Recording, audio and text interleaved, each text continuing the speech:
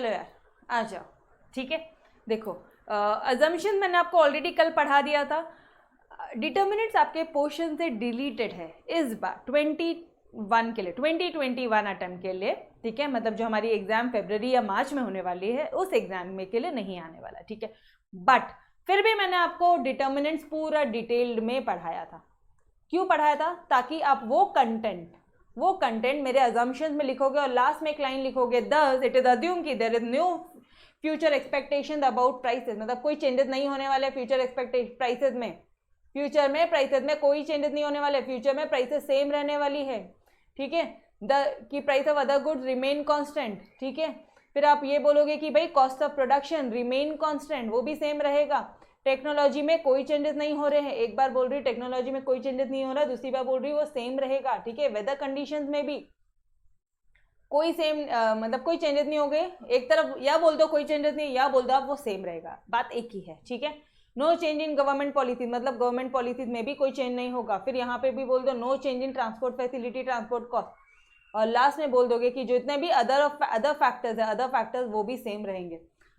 अच्छा, इसके साथ साथ ये सब तो आप अपने मन से बोल सकते हो, ये सुनो, ये सारी चीज़ें आप अपने मन से करोगे, लेकिन आपको ये चीज़ें ध्यान में आ रही कि ये पूरा चार्ट जो मैंने आपको पढ़ाया था डिटर्मिनेंट्स ऑफ सप्लाई के टाइम पे, ये पूरा चार्ट लिखना है आपको, ये पूरा चार्ट आपको लिखना है अजम्पशन में। Alright, clear every one of you? Okay, चलो यार बढ़े आगे। तो आपको अजम्पशंस में ये चार्ट लिखने हैं। वापस से मैं बोल रही हूँ, अजम्पशन में ये पूरा कंटेंट लिखकर आना, ये पूरा कंटेंट लिखकर आना अजम्पशंस में, ठीक है जी। एक एक एक एक एक एक एक एक पॉइंट को बेहतरीन तरह से एक्सप्लेन करना और फिर बोलना कि thus law of supply assume there is no change in cost of production law, या फिर डायरेक्टली बोल देना कि law assume there is no change in technology, law assume that technology remain same. अरे ऐसे बोलो वैसे बोलो, जैसे बोलना है बोल देना, ठीक है। तो आई होप आपको ये सारी चीज़ें समझ में आ गई। आंसर्स का प्रेजेंटेशन कैसे रहेगा, चलो आ जाओ। अब बात करते हैं एक्सेप्शंस की। लॉ ऑफ सप्लाई के कुछ एक्सेप्शंस होते हैं। अब ये एक्सेप्शंस क्या होते हैं डियर? लॉ ऑफ सप्लाई के एक्सेप्शंस मतलब ऐसा कौन सा केसेस है जहां पे तुम्हारे ये जो लॉ ऑफ सप्लाई है वो काम नहीं करेगा। लॉ ऑफ सप्लाई क्या बोलता है? जब प्राइसेस बढ़ेगी, जब भी प्राइसेस बढ़ेगी तब सप्लाई बढ़ेगा, और जब प्राइसेस कम होगी तब सप्लाई भी कम हो जाएगा। ये सुनो, प्राइसेस बढ़ेगी सप्लाई बढ़ेगा, प्राइसेस कम सप्लाई कम, ये है तुम्हारा law of supply. Clear every one of you? ठीक है। अच्छा मुझे एक बात बताओ ना, सप्लाई की डेफिनेशन किन्होंने दी थी आपके? सैमुअल्सन जी। एस से सप्लाई, एस से सैमुअल्सन। और लॉ ऑफ सप्लाई किन्होंने दिया था? Professor Alfred Marshall in his book principle of economics 1890। जिधर जिधर मार्शल जी उधर उधर उनकी किताबें और उनका जो ईयर है वो भी छप के आई हो, ठीक है।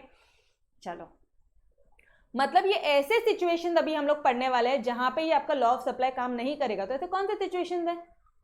फर्स्ट वन, एग्रीकल्चर गुड्स के केस में। मतलब law of supply does not apply to agriculture goods. ये आपके लॉ ऑफ सप्लाई जो है ना, एग्रीकल्चर गुड्स के केस में काम नहीं करता। क्यों नहीं करता? थोड़ा सा सोचो जरा, क्यों नहीं करेगा वो एग्रीकल्चर गुड्स के केस में काम? इसलिए नहीं करेगा क्योंकि अगर तुमने जो मान लो राइस है उसकी प्राइसेस बढ़ा भी दी तो भी वो सप्लाई कहाँ से करोगे? उसके लिए पानी चाहिए, वो मतलब आप उसका प्रोडक्शन थोड़ी ना बढ़ा सकते हो।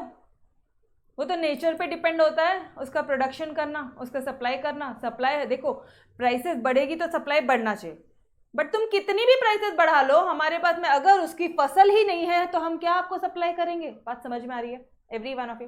तो law of supply does not apply to agriculture goods. Guys वो एग्रीकल्चर गुड्स के केस में अप्लाई नहीं होता है, as its production depend on weather condition. क्योंकि जो उसका प्रोडक्शन है वो वेदर के कंडीशंस पे डिपेंड होता है, वो एनवायरनमेंट पे डिपेंड होता है।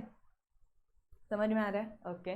और अगर नेचुरल कंडीशन अगर अनफेवरेबल रही तो एग्रीकल्चर प्रोडक्शन तो कम रहेगा, और भले ही आप कितनी भी प्राइसेस बढ़ा दो, हमारे पास में सप्लाई करने के लिए आपको अनाज नहीं रहेगा। समझ में आ रहा है? एग्रीकल्चर का जो प्रोड्यूस है वो नहीं रहेगा। Thus, even if prices increases, भले ही प्राइसेस बढ़ गई, supply can not be increase, क्योंकि अनफेवरेबल कंडीशन है ना। हमारी क्या गलती है? समझ में आ रहा है? डन। ओके, नेक्स्ट पॉइंट आता है ऐसे केसेस में लॉ ऑफ सप्लाई काम नहीं करेगा जिस केसेस में सप्लायर को अर्जेंट नीड है कैश की, अर्जेंट नीड है कैश की, ऐसे केसेस में आपका लॉ ऑफ सप्लाई काम नहीं करेगा। मतलब अगर सप्लायर को, देखो लॉ ऑफ सप्लाई क्या बोलता है, प्राइसेस अगर बढ़ेगी तो सप्लाई भी बढ़ेगा, लेकिन अभी जितनी प्राइसेस, अभी प्राइस कम है तो कम ही सही रहे भाई, मुझे पैसे अभी के अभी चाहिए बिकॉज घर में ज़रूरत है, जितना है उतना दे दे भाई, अभी अरे सामान मुझसे खरीद ले, जितना है उतना ही दे दे, मुझसे सामान खरीद ले, अर्जेंट नीड है घर में कैश की। If seller is in urgent need for the hard cash, उसका हार्ड कैश अर्जेंट नीड है, he may sell his product at which may even below the market price. वो अपने जो प्रोडक्ट है वो मार्केट प्राइस के below भी बेच सकता है। समझ में आ रहा है? क्लियर? तो ये भी उसका एक्सेप्शन हुआ। समझ में आ रहा है? ओके। अब बात आती है पेरिशेबल गुड्स की। पेरिशेबल गुड्स, अब ये तो आपको ऑलरेडी आप समझ सकते हो, पेरिशेबल गुड्स की कितनी भी प्राइसेस बढ़ा दी जाए, क्या आप उसका सप्लाई कर सकते हो? नहीं कर सकते। आप उसका प्रोडक्शन बढ़ा सकते हो क्या? नेचर पे डिपेंड होता है, ठीक है। अच्छा, और कई बार क्या होता है, सप्लायर को ना कम दाम में भी बेचना पड़ता है बिकॉज वो गुड्स पेरिशेबल इन नेचर है, पेरिशेबल इन नेचर है। अब बात को समझो, अगर हम लोग मच्छी मार्केट खोल के बैठे हैं, ठीक है, हम सब लोग मच्छी मार्केट खोल के बैठे हैं और हम लोग मच्छियाँ बेच रहे हैं, ठीक है, एक्सप्रेशन मेरे तो वैसे ही मिलेंगे यार बिकॉज मैं तो नॉन वेजिटेरियन नहीं हूँ, ठीक है।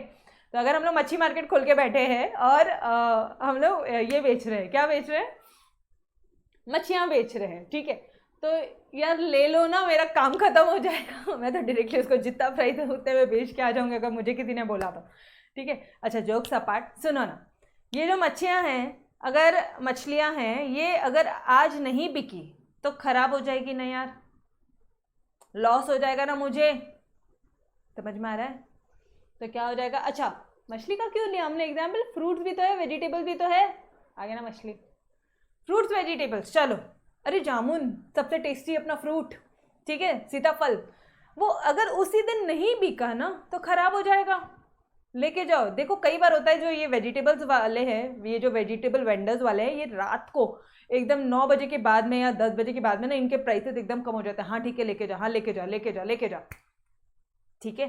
तो क्या होता है, इनके तो पेरिशेबल गुड सप्लायर में सेल इवन सप्लाई मोर, ही में sell more even at lower prices in order to avoid losses, कि भाई मेरे को पूरा लॉस होने से बेटर है जितना आना है वो तो आ जाए।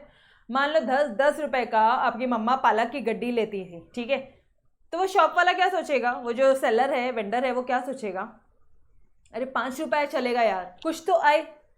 समझो, उसके लिए तो 5 रुपीज़ भी बहुत इंपॉर्टेंट करता, मैटर करता है गाइस। डन? क्लियर? ओके। अब बात आती है रेयर गुड्स की। रेयर गुड्स के केस में क्या हो जाएगा, गाइस ये गुड्स ऑलरेडी रेयर है, तुम कितनी भी प्राइसेस बढ़ा तो हम कहाँ से ला के दें, खुद सोचो।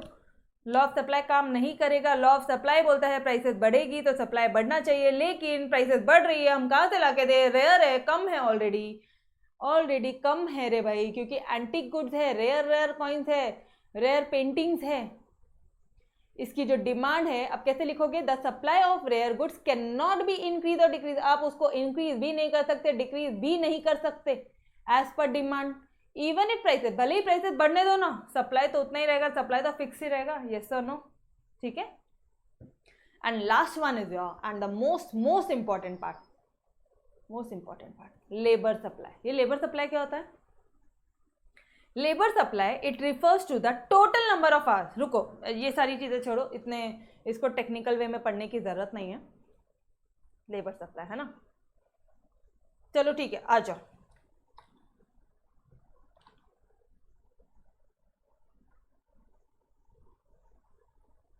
ये फिफ्थ वाला जो एक्सेप्शन था मैं आपको एकदम डिटेल में बताती हूँ, ठीक है। लेबर सप्लाई,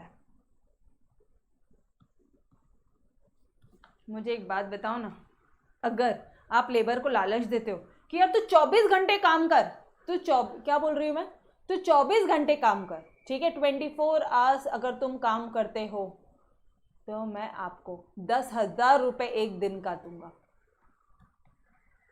क्या वो कर पाएगा? क्या वो कर पाएगा? आप खुद सोचो ना, 24 आवर्स, एक दिन कर भी लेगा, अर्जेंट है इसलिए, उसको भी पैसे की ज़रूरत होगी, 2 दिन, अरे तीसरे दिन में तो लुढ़क ही जाना उसने, वो बचेगा ही नहीं, हालत ख़राब हो जाएगी उसकी, बीमार हो जाएगा वो। समझ में आ रहा है? ओके, मतलब आपको कहीं ना कहीं ये समझ में आ रहा है कि अगर तुमने यहाँ पे लेबर के जो रेट है, जो वेज रेट है, अगर तुमने बढ़ा भी दिए ना, तो भी लेबर ज़्यादा काम नहीं करेगा, तो भी लेबर ज़्यादा काम नहीं करेगा। वो बोलेगा कि क्यों करूँ? देखो, एक तो वो लेबर क्लास है, मतलब वो एक आम इंसान है, नॉर्मल पब्लिक है, यस और नो, जो मेहनत करके कमाना जानता है। अगर ये मेहनत करके कमाता है, ये दिन की, मतलब एक एक दिन का, दिन का इसको वेज रेट मिल रहा है। तो मुझे एक बात बताओ, चलो अगर इनका जो वेज रेट है, अगर इनका वेज रेट है मान लो 100 रुपये, अगर आप इनको 100 रुपये पर आवर देते हो, ठीक है, 100 रुपीज़ पर आवर देते हो, आप इनको कितना रुपए दे रहे हो? 100 रुपीज़ पर आवर, ठीक है, ओके। जब आप 100 रुपये देते थे तो वो 5 घंटे काम करता था और वो 500 रुपये कमाता था। 100 इंटू 5, अरे यार मान लो 100 रुपये मुझे मिल रहा है 1 घंटे काम करने का, ठीक है, तो मैंने अगर 5 घंटे काम किए तो मुझे 500 रुपये इंटू 5 आवर्स, मतलब 5 घंटे काम करूँगी, हर 1 घंटे का 100 रुपये मिलेगा, मतलब 500 रुपये कमाएंगे हम, यस और नो, ठीक है। तो टोटल वेजेस कितना हो गया यहाँ पे? हमको अपने पे बात करो, जब आप अपने पे बात करते हो ना तो आपको एग्जाम्पल बहुत डिटेल में क्लियर होता है, तब आपको 500 रुपये मिलता है, ठीक है। चलो यार तुम लोग सोच लो, तुम लोग जाते हो 12th के बाद में अकाउंटिंग एंट्रीज वगैरह करने के लिए चार्टर्ड अकाउंटेंट के पास में, वो बोलता है कि भाई तेरे को 100 रुपये घंटा दूंगा, तो बोलते हैं हाँ ठीक है, एनीवेज मेरे को पार्ट टाइम जॉब ही तो करनी है, मेरे को अकाउंटिंग वगैरह सारी चीज़ आती है, हमें हरीश सर ने एकदम तोड़ तरह से सिखाया हुआ है, तो मैं जाता हूँ 12th स्टैंडर्ड के बाद में accounting entry CA chartered accountant के पास में। अरे बिल्कुल जाना, ठीक है, एग्जाम्पल लिया है लेकिन बिल्कुल जाना, मस्त तरह से, you will be earning much better, ठीक है। वो इतना कम नहीं देते हैं ऑब्वियसली, ये तो एग्जाम्पल है हमारा, ठीक है, ये मैंने ऑलरेडी आपको बताया है, ठीक है, ओके। तो 100 रुपये आपको पर आवर मिलता है और आप 5 घंटे काम करते हो तो आपको 500 रुपीज़ मिलता है एक दिन का। अगर उसने बोला कि बेटा तू बहुत बेहतरीन काम कर रहा है या कर रही है, हम तुमको ना कल से 200 रुपये पर आवर देंगे, 1 घंटे का 200 रुपीज़ देंगे, तो आप हमारे लिए कितने घंटे काम करने के लिए रेडी हो? तो आप बोलते हो सर 200 रुपये दोगे पर आवर, मतलब मेरा 1000 रुपये महीने के ऊपर जाएगी कमाई, मतलब मैं 30,000 रुपीज़ मंथली कमाने वाला हूँ या कमाने वाली हूँ। अरे वाह, एक नंबर, चलो सर मैं 7 आवर्स कम कर लूँगा, 7 घंटे में काम करने के लिए रेडी हूँ। तो 7 घंटे काम करना मतलब ये एक दिन का 1400 रुपये हो गया, समझ में आ रहा है? ठीक है, वापस से वो बोलता है यार तुम ना बेस्ट काम करते हो, हम तुमको 300 रुपये देते हैं पर आवर 300 रुपीज़ देते हैं, तो आप कितने घंटे काम करोगे? आप बोलोगे सर 1 मिनट, मेरी एग्जाम्स है, ठीक है, मेरी एग्जाम भी है, मैं साथ साथ में पढ़ाई भी कर रहा हूँ, अगर आप मेरे को 300 रुपये दोगे ना पर आवर का, अगर मेरे को 300 रुपये मिलेगा ना, ठीक है, मतलब आप उनको बोल रहे हो चार्टर्ड अकाउंटेंट को कि अगर आप मुझे पर आवर का 300 रुपीज़ देते हो तो मैं नंबर ऑफ आवर्स कम कर दूंगा, मैं कम काम करूंगा बिकॉज मेरी ज़रूरत इतनी ही है, फिर भी मैं वो 1400 से ज़्यादा कमा रहा हूँ सर, फिर भी मैं 1400 रुपये से ज़्यादा कमा रहा हूँ, 300 रुपीज़ इंटू 6 मैंने 1 घंटा कम कर दिया है, नंबर ऑफ आवर्स कम काम किया है। गाइस कुछ लेजर टाइम भी तो होता है कि दिन रात काम ही करते रहोगे, थोड़ी सी सुकून की ज़िंदगी चाहिए या नहीं चाहिए? अब यही एग्जाम्पल अपने मॉम डैड का सोचो, मम्मा बोलती है इतना ज़्यादा पैसे से कमाने की कोई ज़रूरत नहीं है, आप घर पे भी टाइम दिया करो, बोलती है, यस सर नो, ठीक है, ओके। तो गाइस ऑब्वियसली कोई भी एक रैशनल इंसान है, कोई भी एक आम इंसान है, वो ऐसे ही काम करेगा, वो ऐसे ही काम करेगा ना, समझ में आ रहा है? मतलब एग्जैक्टली सिचुएशंस क्या हो रही है हमारी, वापस से देखेंगे हम लोग ज़रा।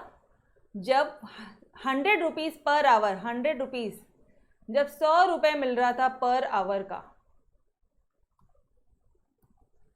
तो आप कितने घंटे काम कर रहे थे? 5 घंटे, and you were earning 500 rupees. जब उसने आपको 200 रुपीज़ दे दिया पर आवर का, तो आप बोलते हैं हाँ ठीक है, मैं 7 घंटे काम कर लूँगा क्योंकि मेरी ज़रूरत है इतनी, मुझे मेरे फीस वगैरह निकालनी है, कॉलेज की फ़ीस वगैरह निकालनी है, सारी चीज़ें करनी है, खुद का खर्चा खुद के दम पे निकालना है, ओनली लेक्चर्स के साथ पढ़े हुए हैं, ठीक है। और जब सामने वाला आपको 300 रुपीज़ देता है पर आवर, तो आप बोलते हो भाई अब मुझे इतने भी पैसे की ज़रूरत नहीं है, मुझे चाहिए कि मैं मेरा फीस का खर्चा निकाल लूँ, दैट्स इट। उसके ऊपर मुझे कुछ भी नहीं चाहिए। मुझे उस एक्स्ट्रा टाइम अगर मुझे मिलता है ना तो मैं पढ़ाई करना ज़्यादा पसंद करूँगा। मैं यहाँ पे 6 ही घंटे काम करूँगा, अब 1 घंटा जो मुझे मेरा यहाँ पे सेव हो रहा है मैं वहाँ पे पढ़ाई करूँगा। अच्छा ठीक है, आपने 1 घंटा कम काम किया, ये बात तो क्लियर हो गई। या फिर आप हो तो आप ऐसा सोचो कि भाई 1 घंटा मैं कम काम करूँगा। आपके डैडी है तो वो बोलेंगे ठीक है कि चलो यार फैमिली के साथ थोड़ा सा टाइम बिताते हैं। वर्कर्स जो लेबर होगा वो भी यही सोचेगा कि यार चलो थोड़ा सा फैमिली के साथ टाइम बिताते हैं, ऑलरेडी इतना तो काम कर ही रहे कि हमें यहाँ पे 1800 रुपये मिल जाए। यस और नो?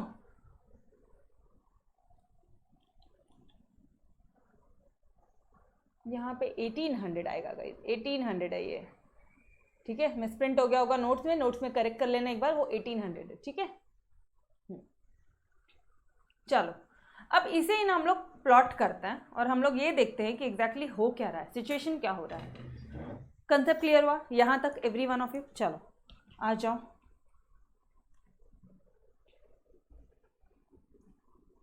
इस मूवमेंट पे तुम्हारी सोच क्या है वो बता दो। इसे लिखना बहुत आसान है, ट्रस्ट में। ठीक है, लेकिन गाइस यहाँ तो उल्टा होना चाहिए था ना यार। ये सिचुएशन ऐसी है जहाँ पे जब प्राइसेस बढ़ती है तो तुम्हारा सप्लाई भी तो बढ़ना चाहिए था ना। तुमने 8 घंटे काम करना चाहिए था, तुमने 2400 रुपये कमाना चाहिए था। 8 घंटे इंटू 300 रुपये, 2400 रुपये कमाना चाहिए था। मैम हमें तो पढ़ाई करनी है। अच्छा फिर तुम्हारे डैडी क्या बोलते हैं? नहीं हमें तो घर पे टाइम देना है, ठीक है, क्योंकि मम्मा भी है और आप लोग भी उनके पीछे पड़ते हो। अप्लाई जो है ये भी एक्सेप्शन हुआ, क्योंकि अगर तुमने नंबर ऑफ वेज रेट बढ़ा भी दिए, ठीक है, वेजेस बढ़ा दिए तो लेबर ज़्यादा काम नहीं करेगा। वो number of hours, wages rupees बढ़ा दिए तो वो नंबर ऑफ आवर्स क्या कर देगा? कम कर देगा। गाइस समझ में आ रहा है? एक पॉइंट पे आके वो कम कर देगा, because he will prefer leisure time. क्यों? क्योंकि वो कम आवर्स में ज़्यादा अर्न कर रहा है।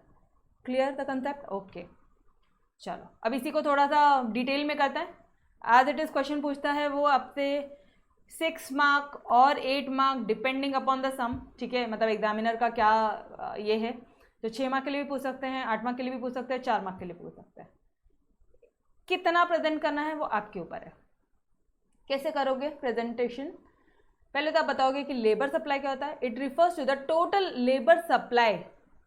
लेबर सप्लाई में आप ये देखोगे कि कितने घंटे वो काम कर रहा है, total number of hours that a worker is willing to work. अरे लेबर क्या सप्लाई करेगा? तुम विलिंग थे वर्क। सप्लाई की डेफिनेशन में जाओ वापस से, तो सप्लाई की डेफिनेशन आपको ये बोलती है कि नंबर ऑफ, क्या था वो, amount of goods that producer is willing to supply. Amount of goods जो प्रोड्यूसर है, जो सप्लायर है, वो विलिंग है सप्लाई करने के लिए। तो लेबर सप्लाई में नंबर ऑफ आवर्स जो लेबर विलिंग है सप्लाई करने के लिए। ये समझ में आया? ओके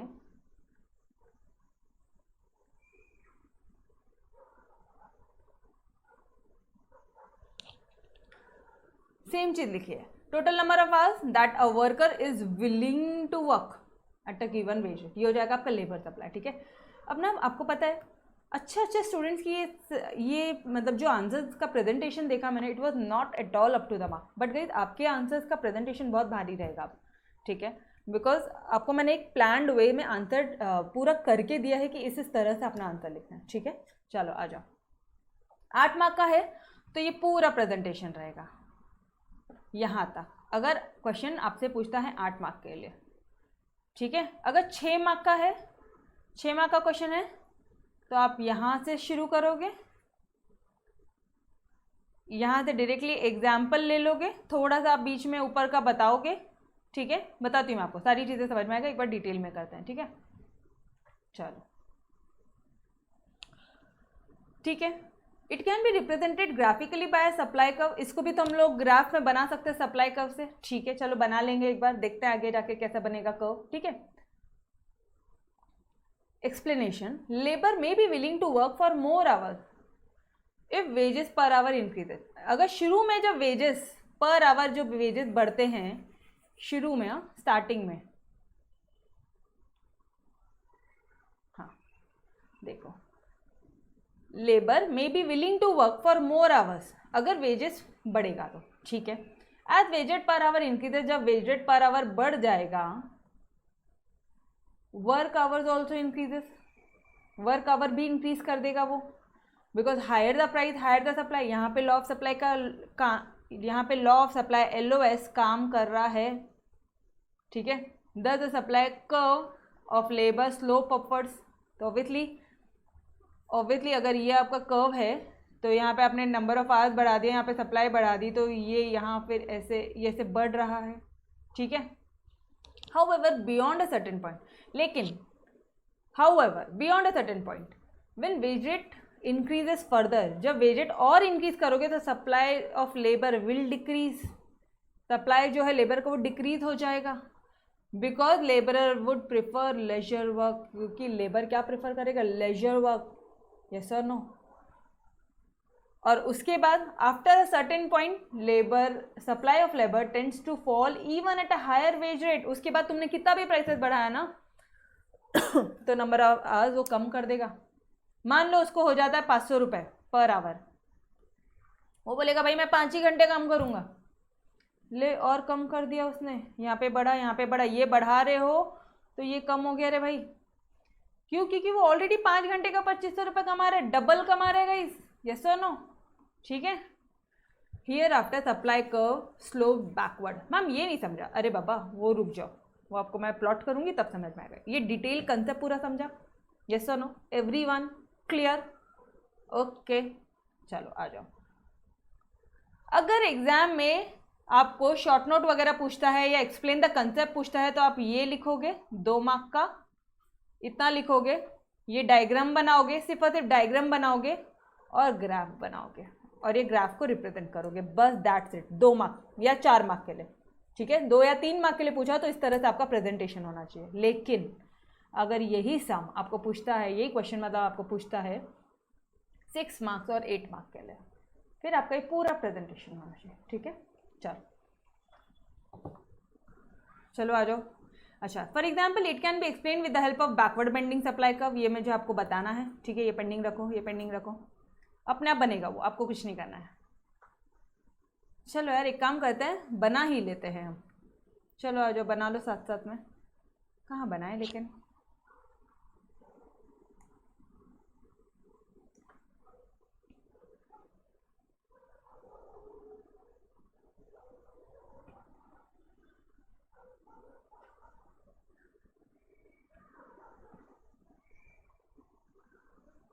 यहाँ पे क्या हो जाएगा, नंबर ऑफ आवर्स, ठीक है, एक दिन पर डे का, और यहाँ पे क्या लिखोगे आप, यहाँ पे आप लिखोगे वेज रेट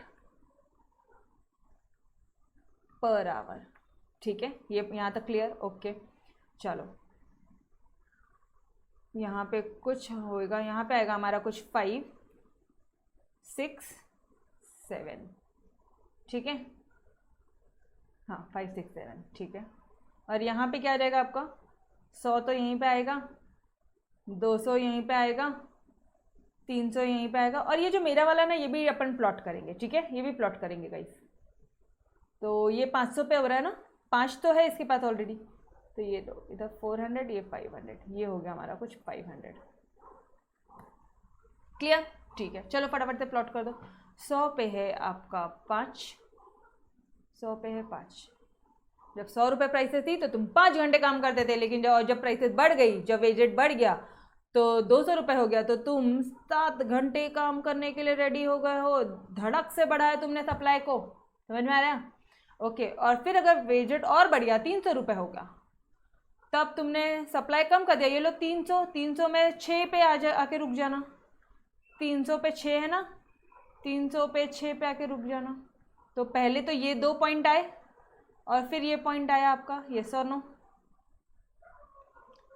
पहले देखो ये फर्स्ट पॉइंट, ये सेकंड पॉइंट, ये आपका थर्ड पॉइंट, ठीक है। और फिर अब मेरा वाला पॉइंट भी 500 रुपये जब सप्लाई है, 500 रुपये जब रेट है, तो आप कितने घंटे काम कर रहे हो, 5 घंटे, मतलब ये यहाँ पे चली जाऊँ मैं, जैसा नो, तो गई ये और कम हो गया, मतलब ये क्या हो रहा है, एक तरह से जो तुम्हारा सप्लाई कर्व था ये पहले तो बढ़ रहा है और बाद में बैकवर्ड बेंड हो रहा है, backward bending supply curve. Now clear, S1। तो यहाँ पे अपन क्या कर देंगे, S1 and A, done.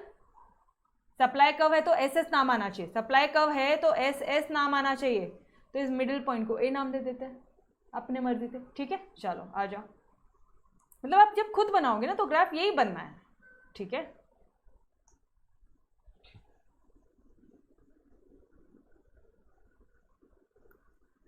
When the widget per hour is 100 per hour, तो लेबर 5 घंटे काम करता था, टोटल 500 अर्न करता था। जब वो 200 रुपये बढ़ गया है तो वो 7 घंटे काम करता है, टोटल वेजेज 1400 हो गया है। और उसके बाद में टिल दिस पॉइंट, इस पॉइंट तक लॉ ऑफ सप्लाई फॉलो हो रहा था, यहाँ तक लॉ ऑफ सप्लाई फॉलो हो रहा था। यहाँ पे लॉ ऑफ सप्लाई फॉलो नहीं हो रहा, मतलब यहाँ पे लॉ ऑफ सप्लाई फॉलो हो रहा है, मतलब higher the price higher the supply. देखो यहाँ पे, देखो higher the price higher the supply, ठीक है। यहाँ तक लॉ ऑफ सप्लाई काम कर रहा है, लेकिन तो यहाँ तक सप्लाई कब कैसा हो रहा है, लेफ्ट से राइट में जा रहा है और वो अपवर्ड जा रहा है इस पॉइंट तक। मतलब 200 और 7 पे, 200 और 7 पे, ये रहा 200 और ये रहा 7 पे, ये जो सप्लाई कर्व है ये ऊपर जा रहा है, ऊपर जा रहा है, ये समझ में आ रहा है। और लेफ्ट से राइट पे जा रहा है, लेफ्ट से राइट पे, और अपर स्लोपिंग कर्व है। यहाँ तक समझ में आया, यहाँ तक लॉ ऑफ सप्लाई क्या कर रहा है, काम कर रहा है। इसके ऊपर लॉ ऑफ सप्लाई काम नहीं कर रहा है। अच्छा ये लिखना मत, ये सिर्फ मैं आपको समझा रही हूँ, ये चीज़ें मैंने सिर्फ आपको समझाई है रे भाई, ठीक है। लो मिटा दिया, ठीक है। और फिर यार एग्जाम में अगर गड़बड़ किया तो पूरी मेहनत पानी हो जाएगी ना, ठीक है। ओके, फिर क्या पढ़ना है हमें,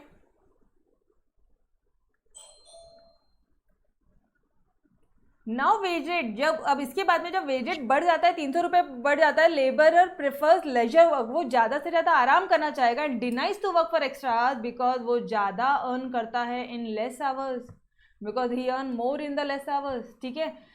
therefore he is ready to work only for 6 hours. तो वो 1800 रुपये कमाता है, फिर भी 1800 रुपये कमाता है। नोट्स में एक करेक्शन कर लेना, ये 1800 है, ठीक है। ऑब्वियसली ये आपको दिख रहा है 3 × 6 18 एट पॉइंट ए। और इस पॉइंट ए पे सप्लाई कर्व बैकवर्ड बेंड करता है and becomes an exception to the law of supply, और इसीलिए ये एक्सेप्शन है आपके लॉ ऑफ सप्लाई का, ठीक है। अब ये तो बहुत आसान है, एक्स एक्सिस पे बोल दो labour of supply of labour, Y axis पे बोल दो वेजेट पर आवर, और ये ऐसे S1 कर्व जो है वो बैकवर्ड बेंडिंग सप्लाई कर्व है, ठीक है। Done, okay. अच्छा इसको और सजावट करनी है ना तो वो भी कर सकते हो आपकी, यहाँ पे ग्राफिकल रिप्रेजेंटेशन, यहाँ पे सबसे पहले नीचे में डायग्राम ड्रॉ करना, यहाँ पे लिखना एक्सप्लेनेशन, यहाँ पे लिखना मूवमेंट, आपको सिखाया था मैंने, कहीं पे भी यूज़ कर सकते हो सारी चीज़ें, ठीक है। क्लियर, चलो फटाफट से आ जाओ यार, फटाफट से आ जाओ, एक्सेप्शंस वाले पार्ट को क्लियर करेंगे, ठीक है।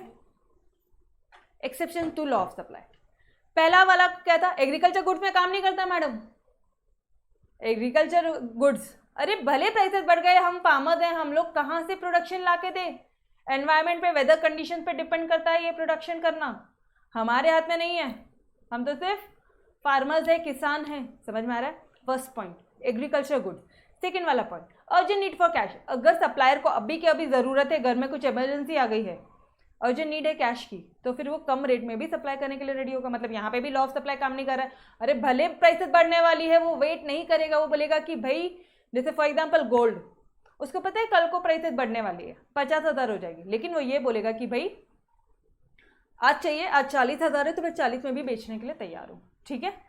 फिर आती है बात पेरिशेबल गुड्स की, गई इसकी जो पेरिशेबल गुड्स है, कल प्राइसेस बढ़ने वाली है लेकिन हम कल तक रुक ही नहीं सकते हैं, ये गुड्स को रख ही नहीं सकते हैं, हमारा जो मच्छी मार्केट है, मतलब मछलियाँ हैं, वो ख़राब हो जाएगी, ठीक है, ठीक है। और फिर बात आती है रेयर गुड्स की, रेयर गुड्स में क्या बोलोगे आप, रेयर गुड्स में क्या बोलोगे गई, सप्लाई भले ही प्राइसेस बढ़ जाए, गुड्स तो रेयर है, कम है, अवेलेबल ही नहीं है, एंटिक गुड्स है, समझ रहे हो, तो हम इसकी सप्लाई बढ़ा ही नहीं सकते हैं।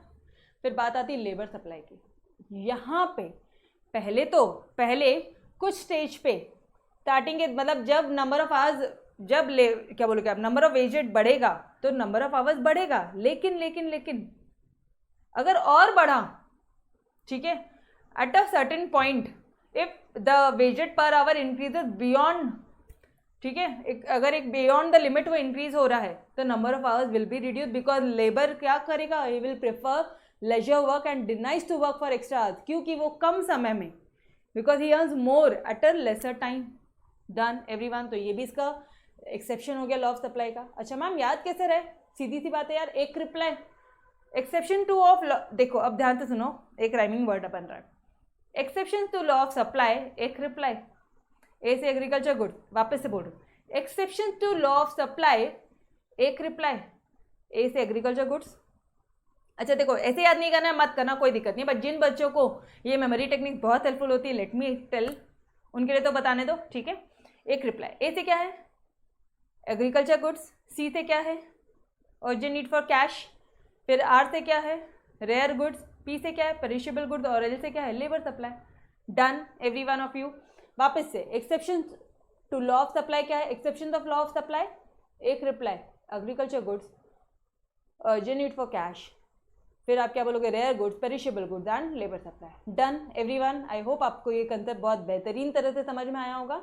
अब इसके बाद हम लोग वेरिएशन इन सप्लाई करेंगे और चेंजेस इन सप्लाई करेंगे, ठीक है। तो तब तक के लिए अलविदा, मिलते हैं कल। यस चलो bye everyone, take care, bye bye.